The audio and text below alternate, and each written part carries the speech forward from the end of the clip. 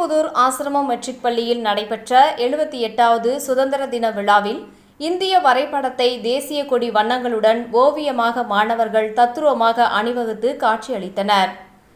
கோவையில் உள்ள கோவைப்புதூர் ஆசிரமம் மெட்ரிக் பள்ளியில் 78வது சுதந்திர தின விழா நடைபெற்றது.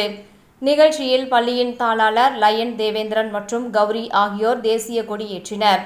உடன் நிர்வாகிகள் உதயேந்திரன், செயலாளர் ரவிக்குமார், பள்ளி முதல்வர் சரண்யா, விருத்தாசலம் பள்ளி நிர்வாக இயக்குனர் சௌந்தர்யா ஆகியோர் உடன் இருந்தனர்.